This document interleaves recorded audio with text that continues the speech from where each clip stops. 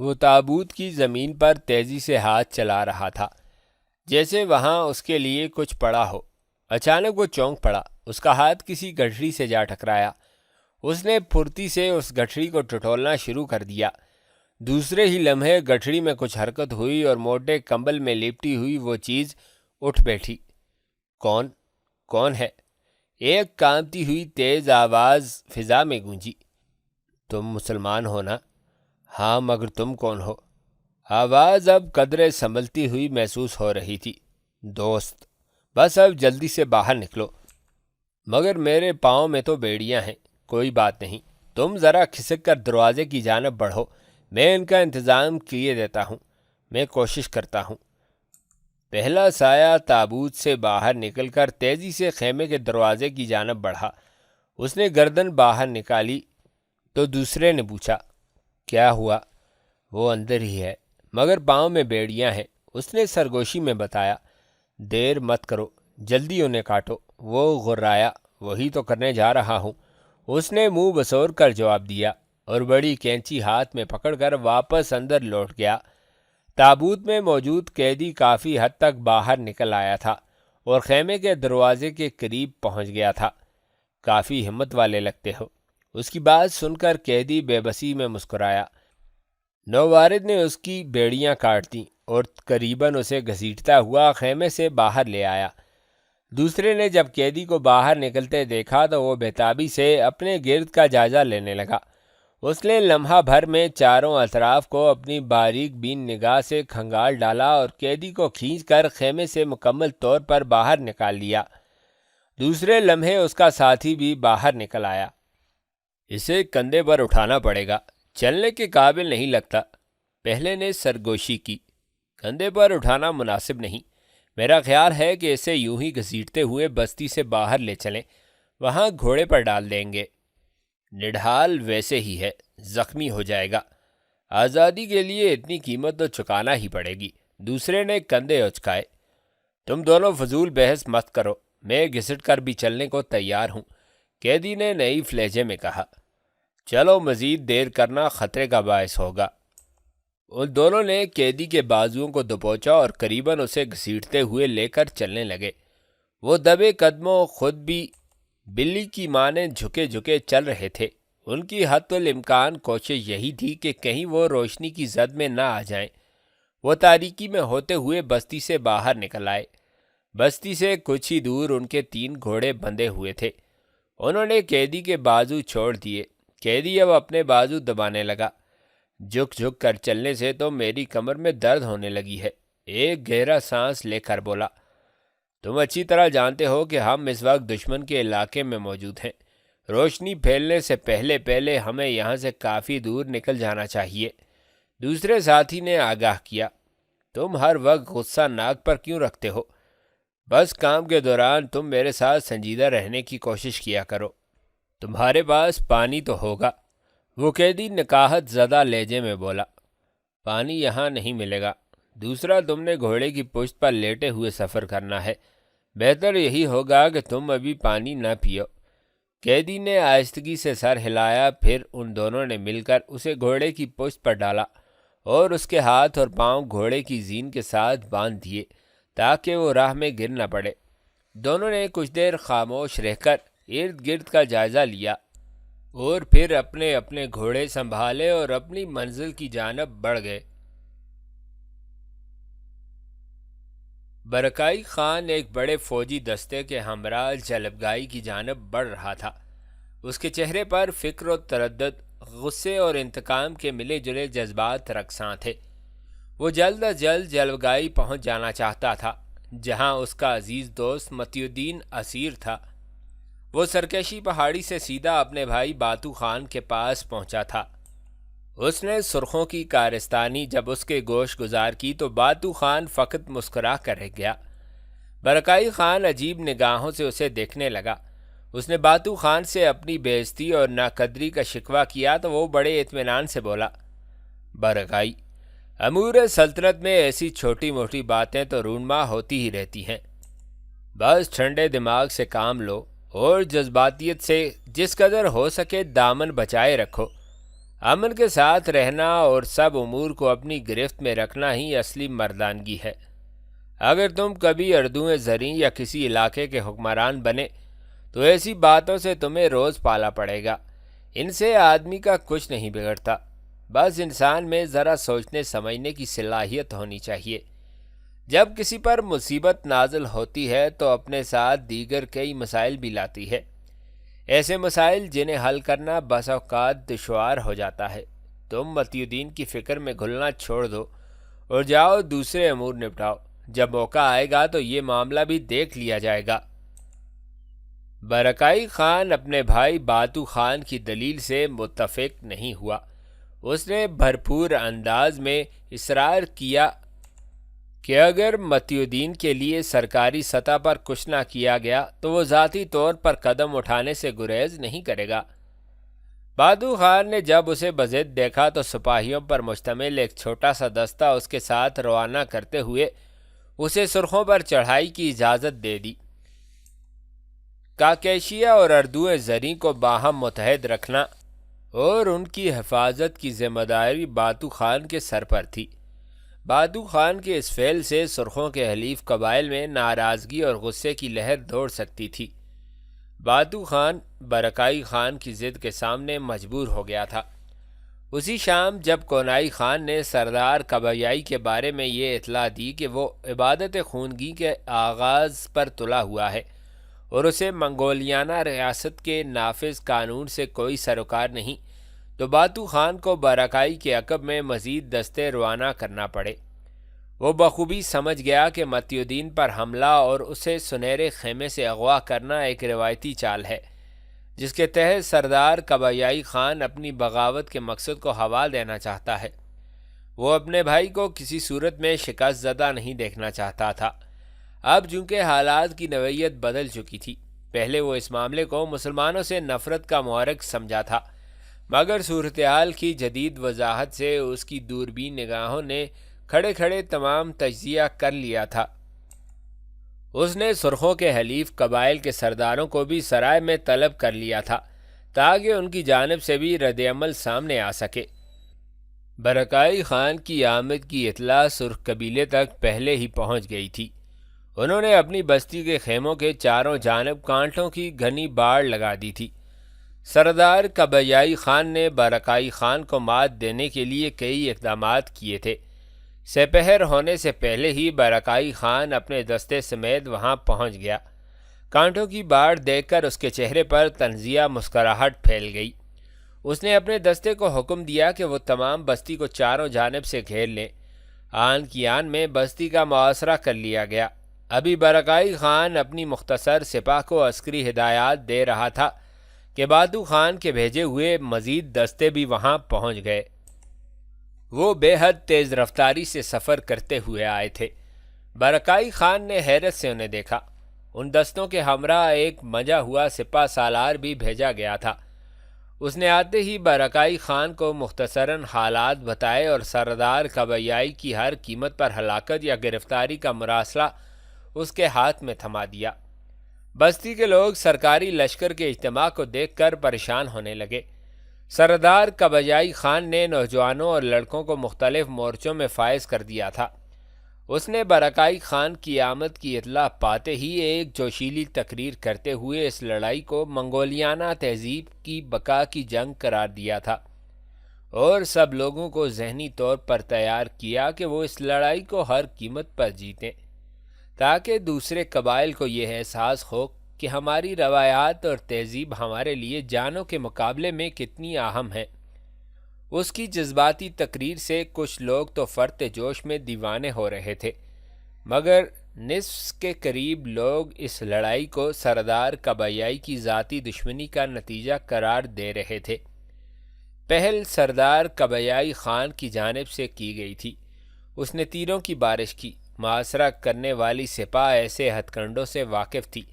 اس نے ڈھالوں کو سامنے رکھتے ہوئے تیروں کی بارش ناکام بنا دی۔ اس کے بعد برکائی خان نے آتشی تیر بستی میں لگائے ہوئے مورچوں پر پھینکوانا شروع کر دیے۔ دونوں طرف سے رات گئے تک ایسا ہی تبادلہ ہوتا رہا۔ دونوں فریق لڑائی بند کرنے پر آمادہ نہیں تھے۔ آدھی رات کے بعد اچانک بستی کے وسطی حصے میں عجیب سا شور بلند ہوا۔ سرکاری لشکر کے سب لوگ خوفزدہ نگاہوں سے بستی کی جانب دیکھنے لگے۔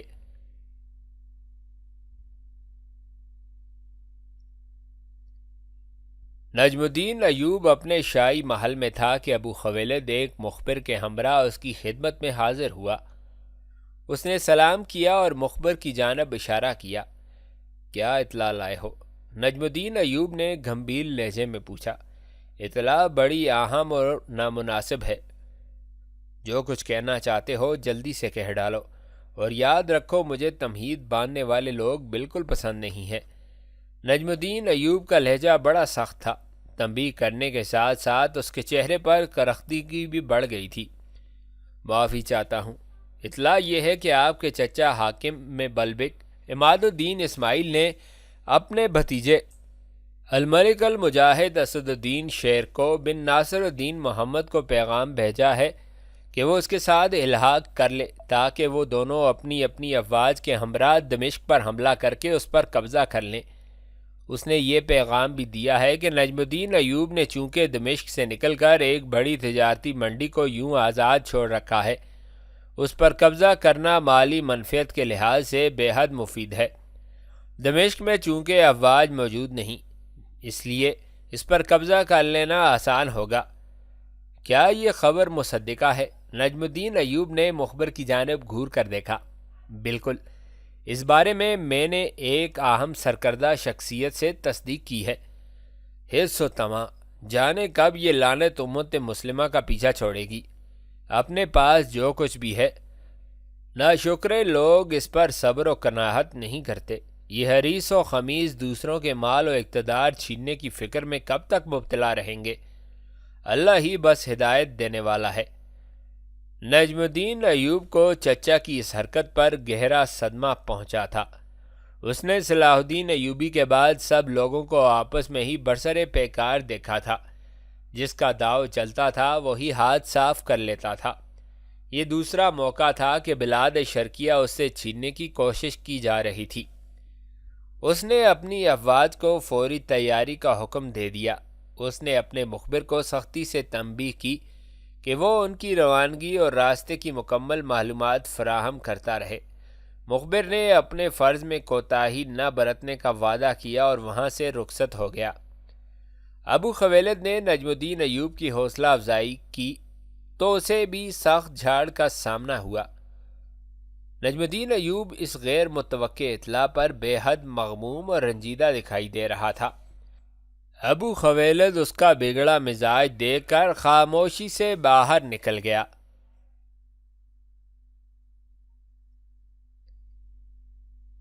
4 گھنٹے کی مسلسل آرام دہ نیند کے بعد ابو مسعود کی آنکھیں کھلیں تو بیبرس نے شکر کا کلمہ ادا کیا۔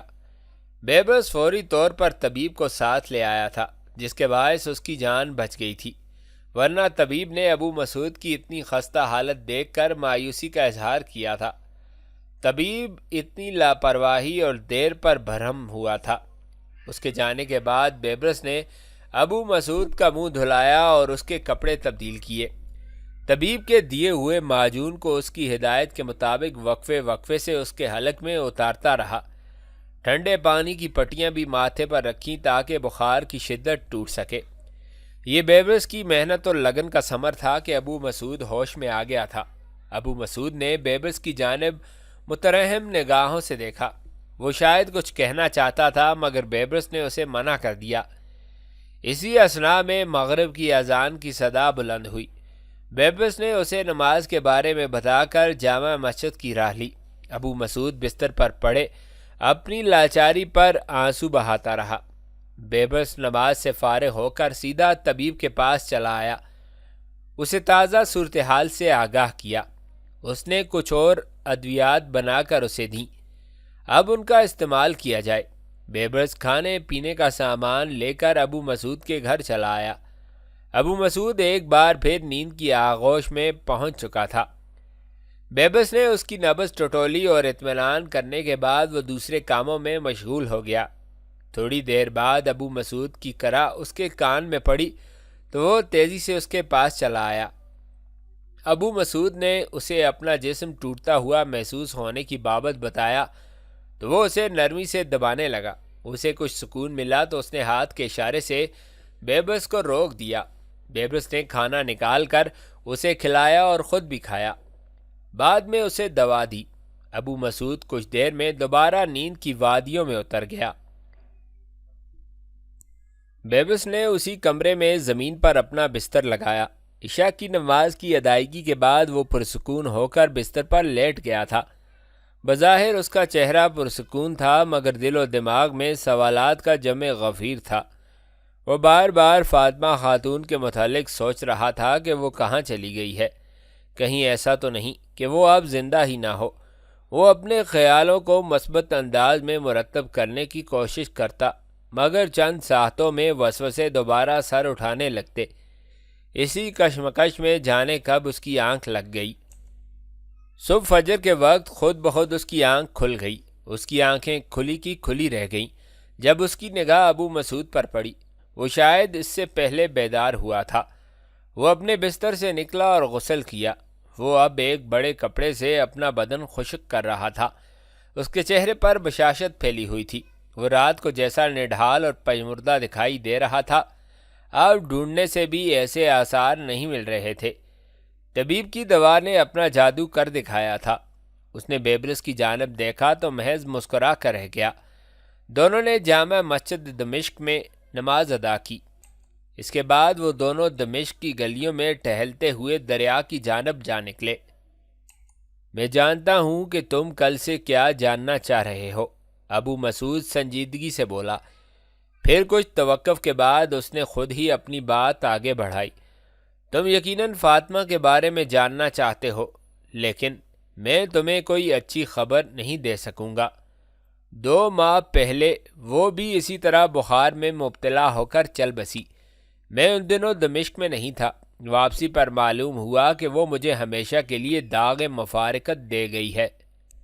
ابو مسعود کی آنکھوں میں آنسو چھلکنے لگے۔ بیبرس اس کے الفاظ سن کر سکتے میں چلا گیا تھا۔ وہ صدمے سے نڈھال ہو کر وہیں زمین پر بیٹھ گیا۔ ابو مسعود نے اس کے کندھے پر دباؤ ڈالتے ہوئے کہا، میں جانتا ہوں کہ تم اس سے بے حد محبت کرتے ہو، حالانکہ تم ہمارے کچھ بھی نہیں لگتے۔ تمہیں غلام کہنا تمہارے احسن سلوک اور جذبات کی توہین ہوگی۔ وہ بھی تمہیں بے حد چاہتی تھی۔ تم سے جدائی کے بعد اس نے کئی راتیں اپنی آنکھوں میں بتائیں۔ بہرحال یہ سب قدرت کا لکھا تھا۔ اس کی سانسیں پوری ہو گئیں اور وہ چلی گئی۔ میری سانسیں ابھی باقی تھیں کہ تم آخری وقت میں چلے آئے اور میری زندگی کا چراغ بجھنے سے پہلے مل گئے۔ ہم نے تم پر جو احسان کیا تھا اور تم نے اس کا حق ادا کر دیا۔ میں تم سے بے حد خوش ہوں اور تمہاری ترقی کے لیے ہمیشہ دعا گو رہوں گا۔ کاش وہ آج زندہ ہوتی اور اپنی آنکھوں سے تمہیں دیکھتی۔ تمہارا لباس، تمہارا یہ انداز اور تمہارے منصب کے بارے میں جان کر اسے کتنی خوشی ہوتی، اس کا اندازہ بھی لگانا دشوار ہے۔ ابو مسعود اپنی دھن میں بولے جا رہا تھا۔ بیبرس اس کی باتیں سننے کے بجائے فاطمہ کے مشفق چہرے کو اپنی تصور کی آنکھ سے دیکھ رہا تھا۔ اسی شام بیبرس ابو مسعود کے ہمراہ فاطمہ خاتون کی آخری آرام گاہ پر گیا۔ وہاں فاتحہ خوانی کے بعد وہ دونوں واپس گھر لوٹ آئے۔ ابو مسعود ابھی مکمل تندرست تو نہیں ہوا تھا، البتہ اس کی حالت ایسی تھی کہ وہ اپنے لیے خود بھی کچھ کر سکتا تھا۔ ممکن تھا کہ اگر اس دن بیبرس وقت پر نہ پہنچتا تو اسے فاطمہ کے ساتھ ساتھ ابو مسعود کی وفات کی بھی خبر سننا پڑتی۔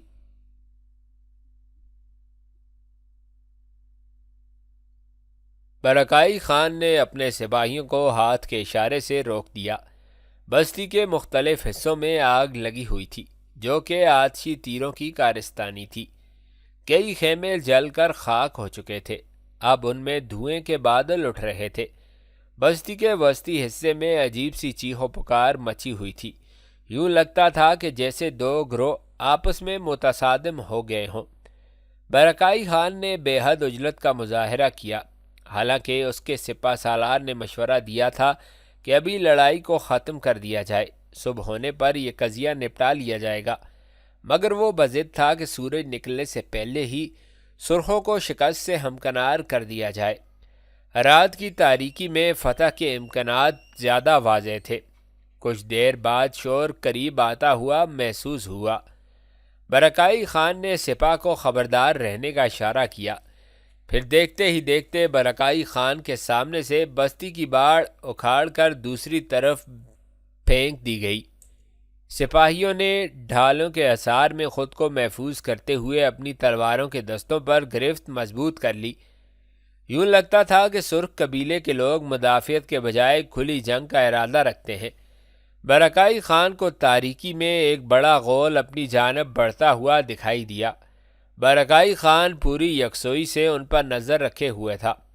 وہ غول چند لمحوں بعد برکائی خان کے مد مقابل پہنچ کر تھوڑے فاصلے پر رک گیا۔ ان کے ہاتھوں میں سفید کپڑے لہرا رہے تھے۔ ہم لڑنا نہیں چاہتے، ان کی جانب سے ایک آواز بلند ہوئی۔ پھر تم کیا کہنا چاہتے ہو؟ برکائی خان نے بلند آواز میں پوچھا۔ ہم نے منگ کانا کو اپنا سردار بنا لیا اور کبیائی کو ہلاک کر دیا ہے۔ سرخ قبیلہ خان اعظم کے احکامات کی پیروی کرنے میں ہی فخر سمجھتا ہے۔ ہم خلوص دل سے اطاعت گزار ہیں۔ منگ کانا کو آگے پیش کرو، برکائی خان نے تیز آواز میں کہا۔ ایک عمر رسیدہ شخص اس مجمع سے نکل کر آگے بڑھا اور اس نے آگے بڑھ کر اپنی تلوار برکائی خان کے قدموں میں رکھ دی۔ وہ مسلمان قیدی کہاں ہے؟ برکائی خان تلخی سے بولا۔ وہ منگ کانا پر اعتماد کرنے کو تیار نہیں تھا۔ اسے کل رات یہاں سے کوئی بھگا لے گیا ہے۔ منگ کانا گردن جھکائے بولا۔ تم جھوٹ بولتے ہو۔ برکائی خان آپے سے باہر ہونے لگا۔ مجھے ہر قیمت پر وہ شخص ابھی اور اسی وقت چاہیے، لیکن وہ اب یہاں نہیں ہے۔ آپ میری بات پر یقین کریں، میں بالکل سچ کہہ رہا ہوں۔ کیا تم مجھے بچہ سمجھتے ہو کہ میں تمہاری بات پر آنکھیں بند کر کے یقین کر لوں گا؟ مجھے ابھی اور اسی وقت وہ چاہیے، ورنہ میں سرخ قبیلے کا ہر فرد قتل کر دوں گا۔ برکائی خان غصے سے بپھرنے لگا۔ ہماری جانیں آپ کے حضور موجود ہیں، چاہے جتنے سر اتار لیجئے، مگر وہ واقعی کل رات فرار ہو گیا ہے یا اسے کوئی مددگار یہاں سے لے گیا ہے۔ منگ کانا بے بسی کے عالم میں بولا۔ برکائی خان اس کے لہجے اور صاف گوئی پر گو مگو کا شکار ہونے لگا۔ ٹھیک ہے، تم اس وقت اپنی بستی میں واپس جاؤ۔ میں صبح اس بات کا فیصلہ کروں گا کہ تم کتنا سچ بول رہے ہو اور کتنا جھوٹ۔ میری سپاہ تمام رات بیدار رہیں گی۔ اگر تم نے ایسی ویسی کوئی حرکت کی تو یاد رکھنا کہ میں ایسی خوفناک سزا دوں گا کہ دوسرے قبائل عبرت پکڑیں گے۔ برکائی خان پھنکارتا ہوا بولا۔ وہ اس بات میں سر ہلاتا ہوا واپس لوٹ گیا۔ اس کے عقب میں تمام لوگ بھی واپس بستی میں لوٹ گئے۔ ان کے جاتے ہی برکائی خان نے ایک دستے کو حکم دیا کہ وہ فوری طور پر بستی کے گرد لگائی گئی کانٹوں کی تمام باڑ ہٹا دے اور خیمے نصب کر لیے جائیں۔ صبح سورج نکلنے سے قبل ہی وہ لوگ ایسا انتظام کر چکے تھے کہ بستی میں سے کسی شرارت کا منہ توڑ جواب دیا جا سکتا۔ سپہ سالار برکائی خان کی اس حکمت عملی پر بے حد نالاں تھا، کیونکہ اس کا خیال تھا کہ رات بھر سپاہ کو بیدار رکھنے سے اگر صبح بستی کی جانب سے کوئی حملہ ہوا تو وہ انہیں بے حد مہنگا پڑے گا۔ برکائی خان اس کے نظریے سے متفق نہیں تھا۔ سورج جب خاصا بلند ہو گیا تو منگ کانا خود بستی سے باہر آیا اور اس نے برکائی خان کو ایک بار پھر سمجھانے کی کوشش کی۔ برکائی خان کو یہ خدشہ تھا کہ کہیں انہوں نے متی الدین کو ہلاک نہ کر دیا ہو اور اب اپنے جرم پر پردہ ڈالنے کے لیے فرار کی من گھڑت کہانی سنا رہے ہو۔ منگ کانا کے لہجے سے سچائی جھلک رہی تھی۔ برکائی خان اس کے اصرار پر پریشان سا ہو گیا۔ متی الدین کو فرار ہونے میں کون مدد دے سکتا تھا؟ کہیں ایسا تو نہیں کہ کبیائی خان نے اپنے کسی حلیف کو ایسی حرکت کے لیے اکسایا ہو؟ اس نے موقع واردات پر خود جا کر جانچ پڑتال کرنے کا فیصلہ کیا۔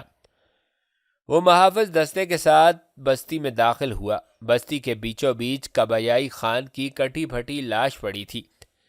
برکائی خان پہلی نگاہ میں اسے پہچان گیا تھا۔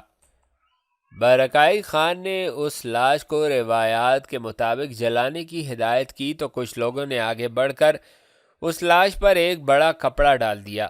وہ منگ کانا کی رہنمائی میں اس خیمے تک آیا جہاں متیدین کو اسیر کیا گیا تھا۔ خیمے کے گرد کٹی پھٹی زنجیروں کے ٹکڑے موجود تھے۔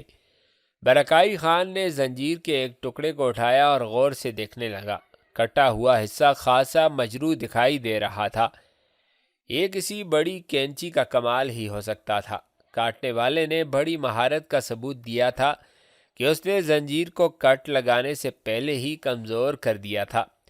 دوسرے ہی لمحے برکائی خان کے چہرے پر اطمینان سا پھیل گیا۔ اسے منگکانا کی سچائی پر یقین ہو چکا تھا۔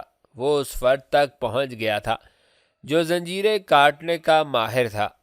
برکائی خان نے سرخ قبیلے سے اطاعت اختیار کیے رکھنے اور بغاوت سے گریز پر چھوٹا سا خطاب کیا۔ منگکانا کو باضابطہ طور پر قبیلے کا سردار مقرر کیا گیا۔ منگکانا اس کی آمد پر شاندار ضیافت کرنے کا خواہشمند تھا، مگر برکائی خان نے اس سے معذرت کرتے ہوئے اپنی سپاہ کو شمال کی جانب کوچ کا حکم دیا۔ سپہ سالار نے چون چراں کرنا چاہی، جس پر برکائی خان نے اسے واپس سرائے روانہ کر دیا۔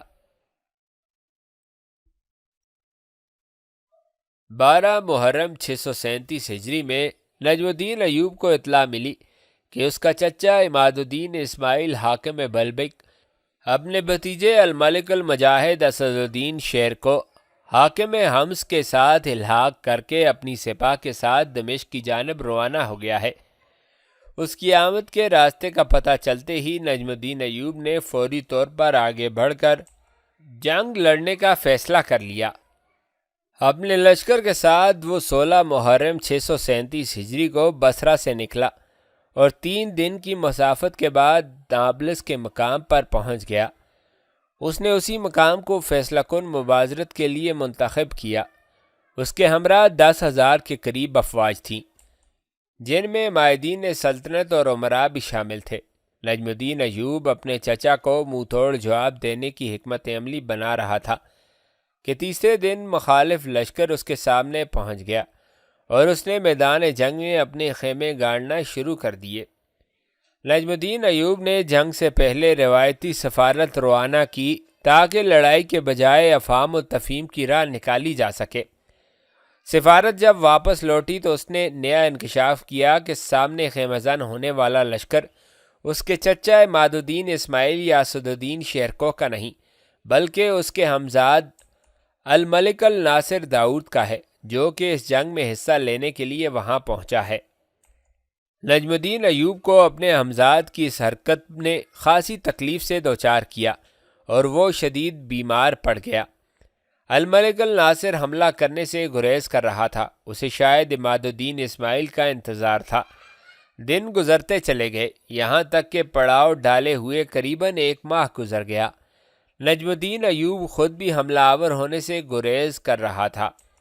اس کی ایک وجہ بیماری سے پیدا ہونے والی جسمانی کمزوری تھی، دوسرا وہ یہ نہیں چاہتا تھا کہ اپنے ہمزاد بھائی کو قیدی بنائے یا قتل کرے۔ 29 صفر 637 ہجری کو اچانک بے بس نابلس آ پہنچا۔ وہ نجم الدین ایوب سے اجازت لے کر دمشق گیا ہوا تھا۔ ابو مسعود کی تیمارداری میں اس نے 1 ماہ گزار دیا۔ جب ابو مسعود مکمل طور پر صحتیاب ہو گیا تو اس نے بصرہ روانہ ہونے کا قصد کیا، مگر نجم الدین ایوب کے بارے میں جب معلوم ہوا کہ وہ نابلس میں خیمہ زن ہے تو وہ سیدھا وہاں چلا آیا۔ اس نے آتے ہی نجم الدین ایوب سے رازداری سے تنہائی میں ملاقات کی۔ اس نے جب یہ انکشاف کیا کہ عماد الدین اسماعیل نے دوسری راہ اختیار کرتے ہوئے دمشق پر قبضہ کر لیا ہے تو نجم الدین ایوب بے حد پریشان ہوا۔ اس کا جاسوسی نظام اس موقع پر بری طرح سے ناکام ثابت ہوا تھا۔ عماد الدین اسماعیل نے اسے غلط راہ پر لگا کر بغیر جنگ کیے دمشق پر قبضہ کر لیا تھا۔ نجم الدین ایوب کی جانب سے مقرر کیے گئے دمشق کے گورنر کو موت کے گھاٹ اتار دیا گیا تھا۔ نجم الدین ایوب نے فوری طور پر دمشق روانہ ہونے کا فیصلہ کیا۔ اس نے چلنے سے پہلے اپنے بااعتماد اتباع اور عمائدین کے ساتھ نئی صورتحال پر مشورہ کیا اور انہیں اپنے فیصلے سے آگاہ کیا۔ وہ سب فوری طور پر دمشق روانہ ہونے پر متفق ہو گئے تھے۔